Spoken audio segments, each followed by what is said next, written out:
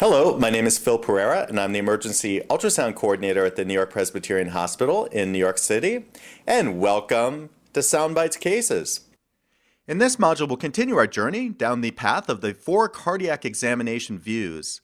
Specifically, in this module, we're going to look at probe position C, known as the apical view of the heart. I hope you've been able to join me prior for looking at probe position A, the parasternal views, and probe position B, the subxiphoid views of the heart. So the apical view of the heart is an excellent view and gives a great deal of information about our patient's heart, as it shows all 4 chambers of the heart in relation to one another. Therefore, the apical view of the heart is preferred by cardiologists as it shows the synergy of all of the chambers of the heart to one another. Now let's take a look at a pictorial showing how to perform the apical view of the heart. Preferably, you're going to be using a small footprint phased array type probe that can easily get in between the ribs.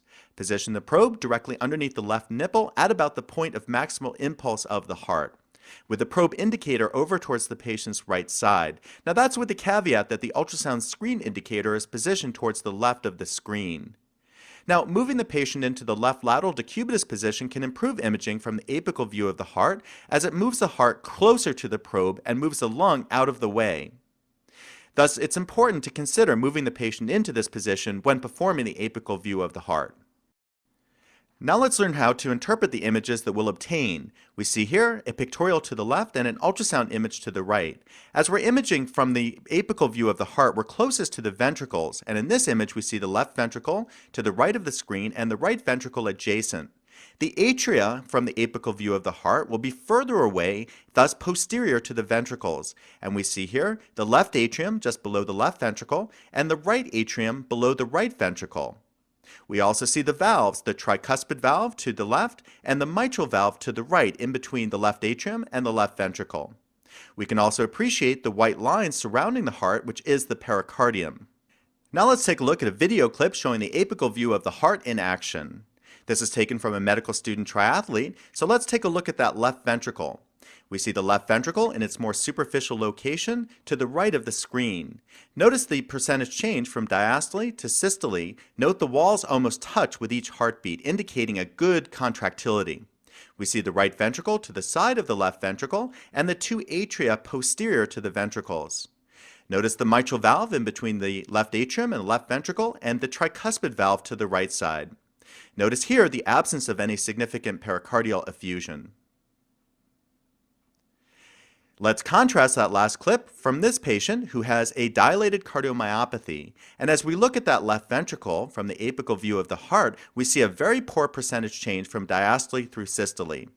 This is indicative of a very poor contractility of this heart. We see the right ventricle to the side of the left ventricle and the 2 atria posterior. Notice the sluggish movement of both the mitral valve and the tricuspid valve. We see a little bit of pericardial effusion, that little black rim around the heart, also going together with this patient's cardiomyopathy status. Here's an interesting video clip of a patient who presented with acute shortness of breath. And what we notice here is the right ventricle and the left ventricle closest to the screen, but we see here a very large pericardial effusion circumferentially surrounding the heart. And notice the heart swinging back and forth in all the pericardial effusion. This gives rise to the phenomenon known as electrical alternans, or different sizes QRSs on the EKG. Here's a patient who was in bad shape and presented with acute shortness of breath.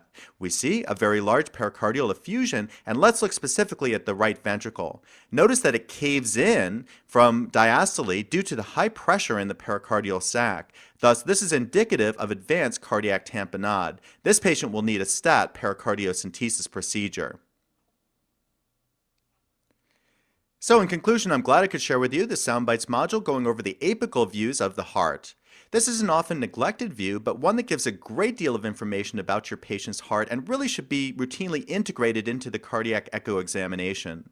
It's best to move the patient into the left lateral decubitus position to optimize imaging from the apical view of the heart to see all 4 chambers of the heart in relation to one another.